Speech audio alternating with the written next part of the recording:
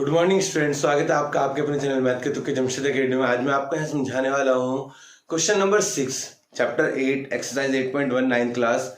इसमें क्वेश्चन में क्या कहा गया है वो ध्यान से देखेंगे और वीडियो को स्किप ना करें, लास्ट तक देखें। क्वेश्चन में कहा diagonal AC of a parallelogram ABCD bisect angle A show that it bisect angle C also and ABCD is a rhombus. अच्छा, एक चीज और मैं आपको बता दूं कि मैं हिंदी और इंग्लिश दोनों में समझाऊंगा, लेकिन ऐसा ना हो कि इंग्लिश मीडियम वाले बच्चे या हिंदी मीडियम वाले बच्चे वो क्या करें, स्किप कर दें, यार इंग्लिश वाला छोड़ देते हैं, क्योंकि एक दूसरे से रिलेटेड है। क्योंकि मैं एक ही क्वेश्चन को हिंदी में भी और एक ही क्वेश्चन को इंग्लिश में भी दोनों में समझाने वाला हूं, जिस वजह से आपको दोनों देखने जरूरी हैं। तो देखें क्वेश्चन नंबर 6 में गिवन क्या गया है। क्वेश्चन नंबर 6 गिवन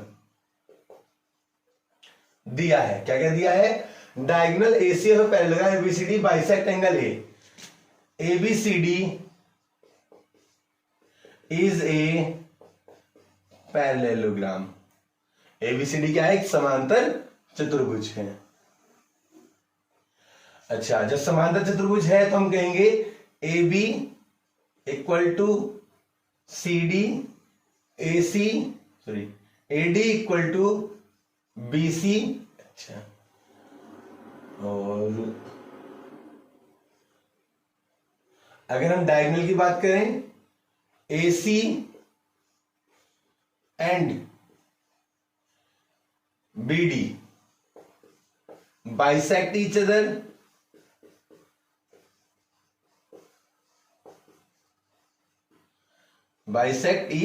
अदर, अच्छा, और एक और इसने यहां पे ये बताया कि एंगल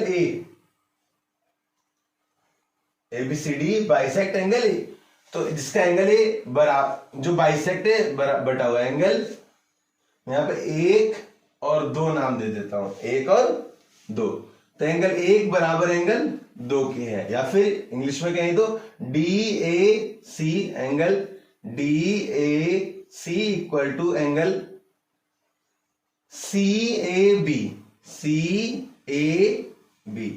ये बराबर है। प्रूव क्या करना है, सिद्ध क्या करना है, टू प्रूव हमें सिद्ध करना है angle C it bisect angle C। First, it bisect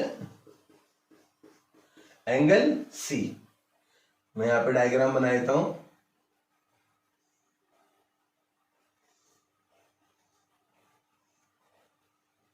ABCD, अच्छा, और इसने क्या कहा, ये वाला तो इसके बराबर है, चलो इसे थोड़ा सा ड्रॉप कर देते हैं, तुमने बता दिया, ये वाला इसके बराबर है, एंगल 1 एंगल 2, इसे हम 3 मान लेते हैं और इसे 4, मतलब एंगल 3 एंगल 4 के बराबर होगा। और अगर हम इंग्लिश में बोले तो एंगल DCA इक्वल टू होगा एंगल CACB के। दूसरा पॉइंट, और ABCD is a rhombus, ABCD is a rhombus means AB equal to BC equal to CD equal to AD, चारों साइड्स इक्वल प्रूव करनी है। प्रूफ अब हम सिद्ध कैसे करेंगे और किस तरीके से करना है। देखो, जो AC है वो पैरेललोग्राम का डायगोनल है। किसका डायगोनल है, पैरेललोग्राम का डायगोनल। AC इज ए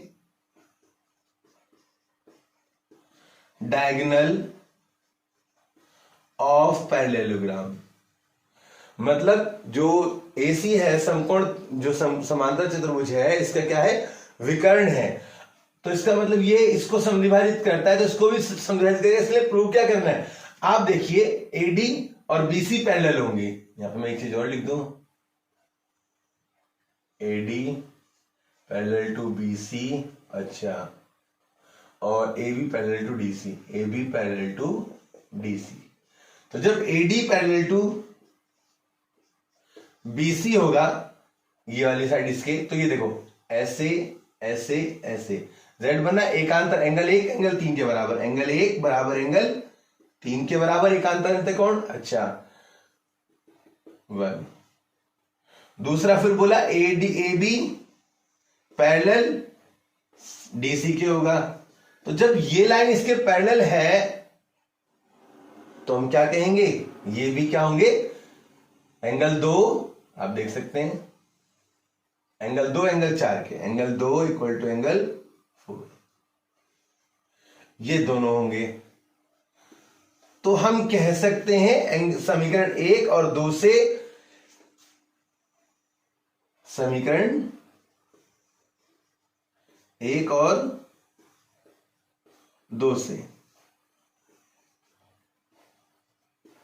क्या कह सकते हैं, एंगल 3 बराबर एंगल 4 के, क्योंकि एंगल 1 किसके बराबर है, एंगल 2 के बराबर, इसलिए।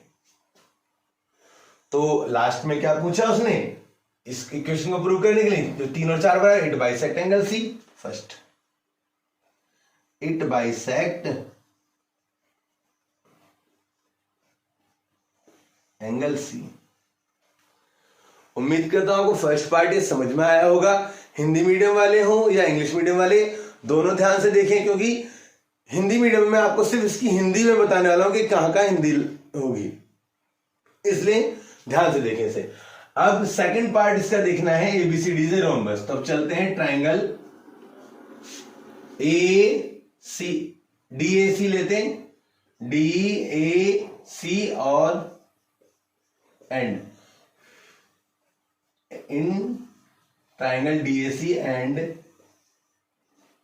ट्राइंगल BAC, इस वाले और इस वाले ट्राइंगल में। तो देखो अभी हमने देखा एंगल 1 एंगल 2 के बराबर, एंगल 1 बराबर एंगल 2 गिवन। अच्छा,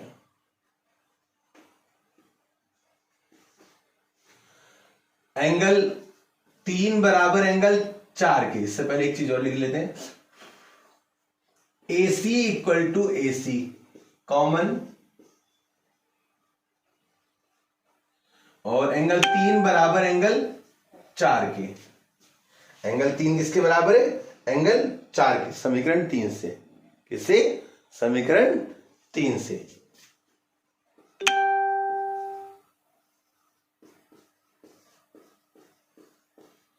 तो एंगल 3 एंगल 4 के बराबर हो जाएगा समीकरण 3 से। तो हम कहेंगे ट्राइंगल DAC सर्वांशम है, कॉन्ग्रुएंट है triangle BAC by SAS rule. ठीक है, ये दोनों कॉन्ग्रुएंट हो गए। जब ये कॉन्ग्रुएंट हो गए तो हम कहेंगे AB इक्वल टू AD और BC equal to DC by CPCT by CPCT।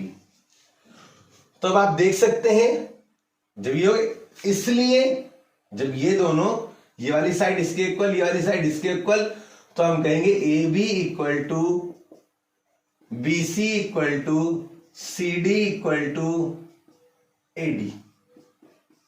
इसको हम समीकरण 4 कह सकते हैं, और इसको हम मान लेते हैं कहां, इस पूरे को समीकरण 5। समीकरण 4 और समीकरण 5 से एक फ्रॉम इक्वेशन 4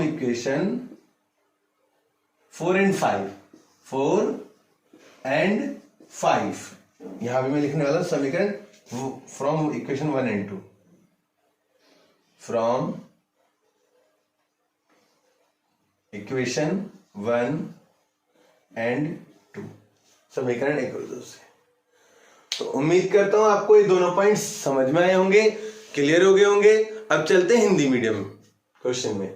समांतर चतुर्भुज ABCD का विकर्ण AC एंगल A को समद्विभाजित करता है, दर्शाइए कि यह एंगल C को भी समद्विभाजित करेगा। तो ABCD क्या है, एक समचतुर्भुज है। दूसरा पॉइंट हमें यह भी बता रहा है कि ABCD क्या है, एक समचतुर्भुज है। तो इन दोनों बातों को यहां देखते हैं कि सबसे पहले हम यहां लिखेंगे एबीसीडी क्या है, एक समांतर चतुर्भुज है। क्या है एबीसीडी?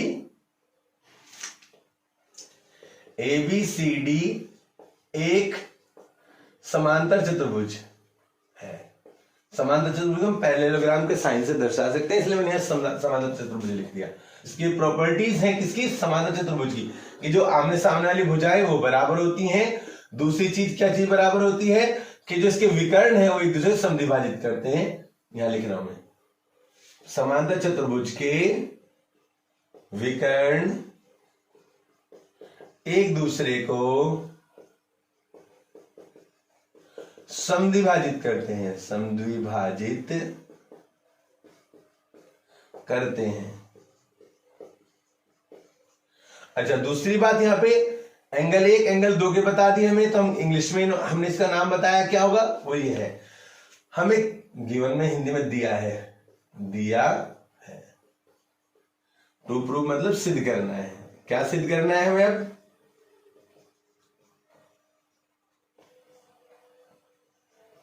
हमें सिद्ध करना है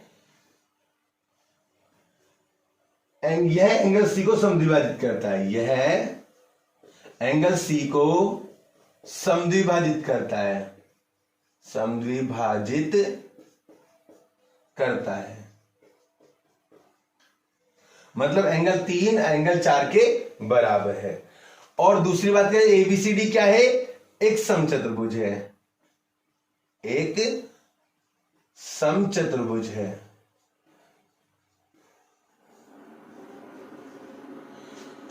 तो अब हम लेते हैं उत्पत्ति सिद्ध करने में। उत्पत्ति एसी क्या है? समांतर चतुर्भुज का विकर्ण है। एसी समांतर चतुर्भुज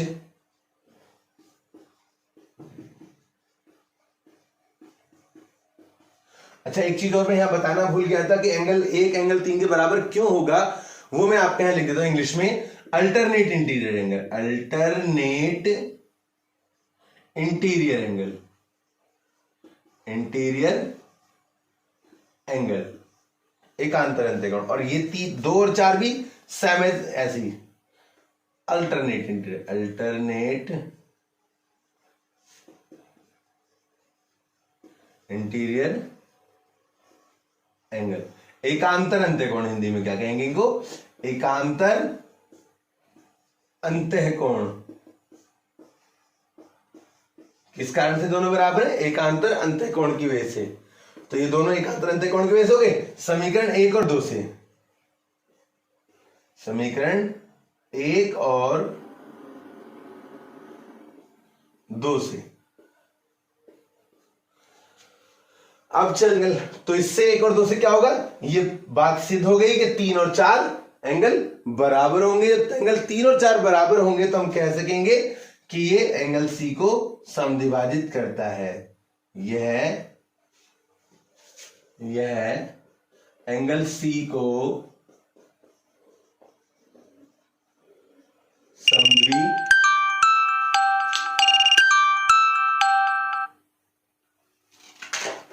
समद्विभाजित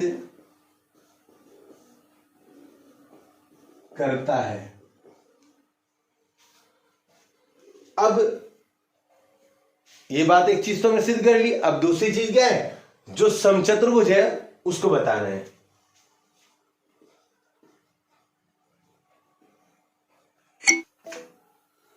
डीएसी बीएसी, त्रिभुज डीएसी और बीएसी में ये भी दिया है, ये कॉमन है, उभयनिष्ठ।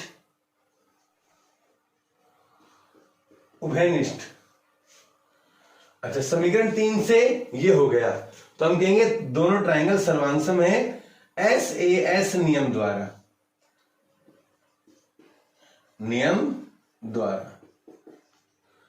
और ये सीपीसीटी द्वारा इक्वल हो जाएंगे, सीपीसीटी द्वारा। के दोनों साइड्स, ये वाली भुजा इसके और ये वाली भुजा इसके, या ये दोनों और ये दोनों क्या होंगे, एक दूसरे के इक्वल हो जाएंगी। तो इस तरीके से हम कह सकते हैं द्वारा ये दोनों बराबर हो जाएंगे भुजाएं, तो ये चारों साइड्स इक्वल हो जाएंगी समीकरण 4 और 5 से।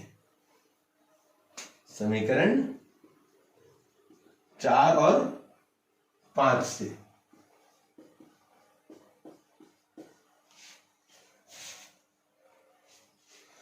उम्मीद करता हूं आपको क्वेश्चन समझ में आए होंगे। वीडियो को ज्यादा से ज्यादा शेयर कीजिए, लाइक कीजिए, जो चैनल पर नए हो चैनल को सब्सक्राइब कीजिए। अगर किसी भी तरह की कोई प्रॉब्लम है तो वो जरूर डिस्कस करें, उसे जरूर बताएं। Thank you.